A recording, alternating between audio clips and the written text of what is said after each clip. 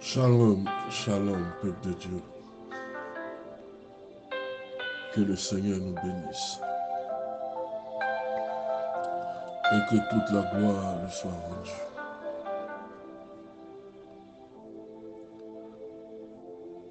Le thème que je veux voir avec vous, croire l'incroyable. Luc 24, verset 41.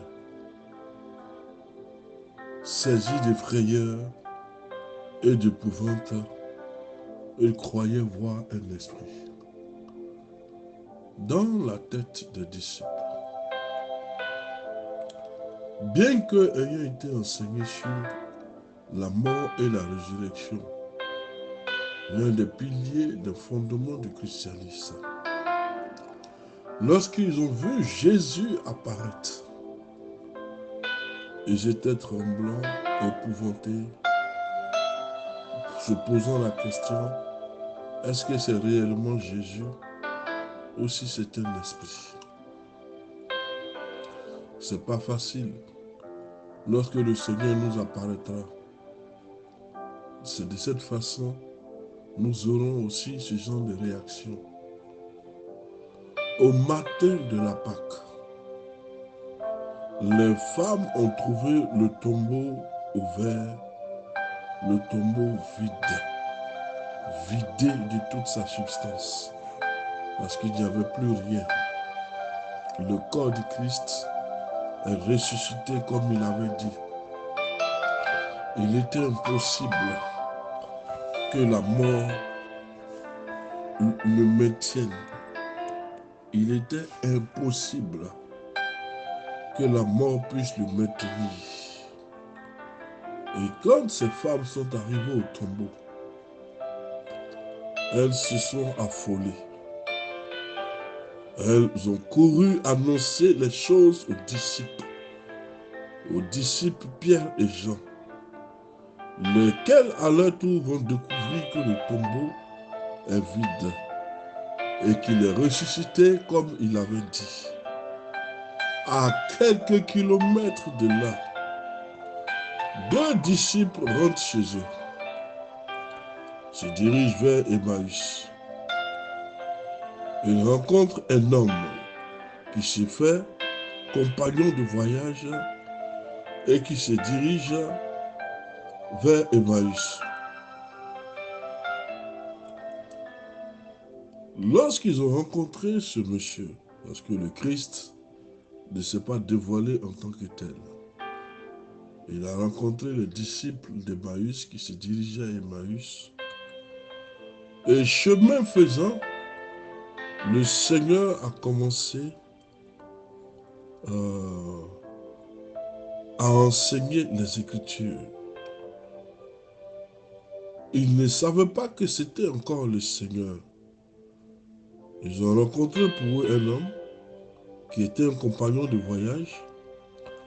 Et cet homme-là a commencé à leur expliquer les Écritures et tout ce qui concernait le Messie. Dans une autre auberge, les trois hommes sont attablés.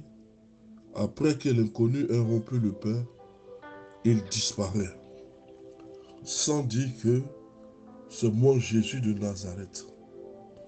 Il a enseigné les Écritures aux disciples. Nous voyons comment le Seigneur tient à sa parole. Partout où il passe, c'est une occasion d'enseigner des Écritures, de parler des Écritures. Il enseignait les Écritures aux disciples d'Emmaüs. Il parlait de la partie relative à la résurrection. Alors, les disciples d'Emmaüs étaient captivés. Au moment où ils vont se rendre compte, Jésus avait disparu. Nous voyons combien de fois le Seigneur attache du prix à sa parole. Et nous, en tant qu'enfants de Dieu, nous négligeons cette parole. Toute occasion doit être une occasion pour prêcher l'évangile, annoncer l'évangile. Et quand il a commencé à rompre le pain et à le distribuer, alors il a disparu. Les deux disciples ont eu le temps de reconnaître le Christ crucifié et désormais vivant. Ils ont eu le temps de le reconnaître.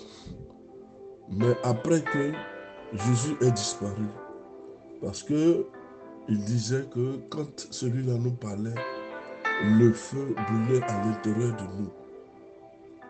Alors ils ont connu que c'était Jésus qui était en train de leur parler. Ils s'empressent de retourner à Jérusalem pour rencontrer leurs amis et annoncer l'incroyable, c'est-à-dire le Christ ressuscité. Alors que les proches de Jésus sont ensemble, ils confrontent leurs témoignages. Jésus apparaît au milieu d'eux. Il est là, il est bien vivant. Et les disciples vont sentir une certaine frayeur, une épouvante, croyant voir un fantôme.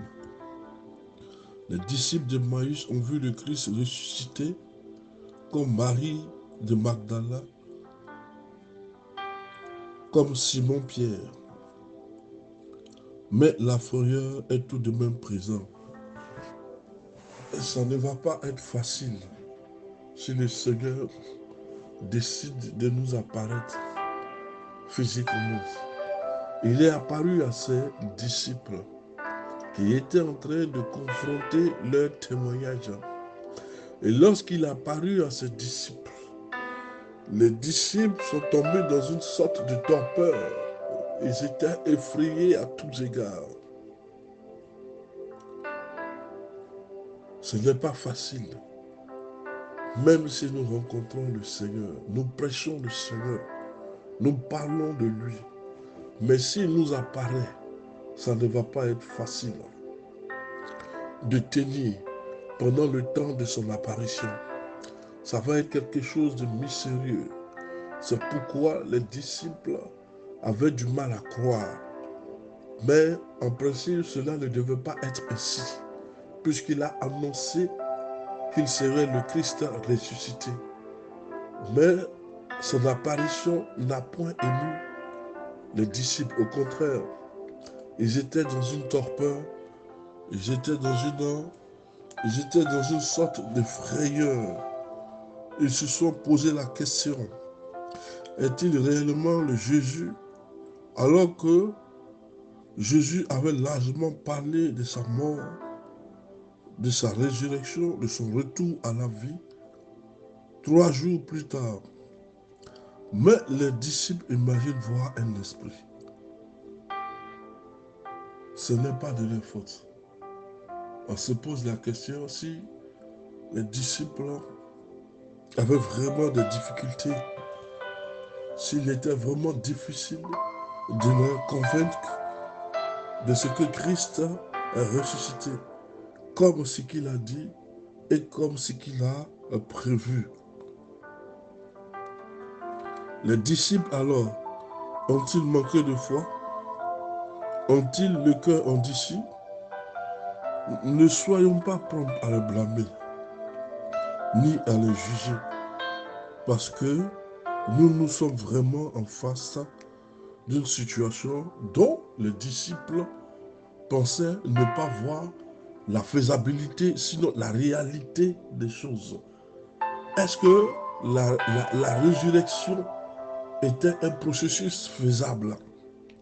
Est-ce qu'il allait réellement ressusciter après les 3 jours comme il a dit? L'apparition de Christ les a complètement déroutés parce qu'ils ne s'attendaient pas à ce que cette résurrection se fasse. Donc lorsque Christ est apparu, ils étaient tous tombés dans cette torpeur. Ce n'est pas un manque de foi. Non, il faut éviter de les juger. Mais c'est une réaction, j'allais dire épidermique, c'est une réaction à un phénomène dont ils ne s'attendaient pas à voir la production, sinon la faisabilité. Ils n'ont pas manqué de foi, mais ils se sont trouvés devant une situation, j'allais dire incroyable. Ça nous aurait été arrivé. Cela nous aurait été arrivé. Nous n'aurions pas été rapides dans la compréhension des événements. Quant à la raison, l'intelligence, la logique, sans oublier la science et l'observation, nous interdisent de croire en la vie après la mort. Et il faut un grand abandon pour accepter l'impossible. Nous nous heurtons de plein fouet parfois à l'invraisemblable. Est-ce que ces choses-là sont vraiment source de vérité? Christ l'a dit, mais est-ce que c'est réellement lui? Nous sommes devant une situation qui s'est accomplie au détriment de la foi des disciples de Jésus. Alors, ils se sont posé la question, Christ est-il réellement ressuscité comme il a dit? Devant l'évidence, les disciples sont bien obligés de croire. Et pourtant, l'évangéliste indique encore, dans leur joie, ils ne croyaient point encore. Jésus ne s'est pas pour autant offusqué. Il a pris du temps. Il a pris du temps pour discuter avec les disciples, pour leur faire comprendre que c'est lui. Toucher les clous, toucher les marques, par où sont passées les pointes. Est-ce que c'est vraiment ce Jésus ressuscité? Il est ressuscité. Il n'est pas mort. La mort n'a pas pu l'enchaîner. Il a fermé la mort sur celui qui détenait le pouvoir de la mort. Il a fait sortir de par sa présence ceux qui étaient encore dans les caveaux. Il a fait ressusciter ceux qui étaient dans le sein d'Abraham. Non seulement il est ressuscité, il a arraché le dernier pouvoir, la puissance de la mort. Dans leur joie, ils ne croyaient point encore. Mais Jésus ne s'en offusque pas. Il prend du temps de discuter, de manger avec eux, pour rétablir une situation ordinaire au cœur de ce qui est extraordinaire. Il a pour nous la même patience, la même sollicitude. N'oublions pas, avant qu'il ne soit parti définitivement, il a parlé avec ses disciples. Parce que le voyant vivant, ils étaient encore choqués. N'est-ce pas lui, le Jésus de Nazareth, dont sur la tête duquel était posée une sorte d'épine, une couronne d'épines? N'est-ce pas lui, de ses côtés sont sortis l'eau et le sang? N'est-ce pas celui qui a été flagellé de 39 coups de fouet?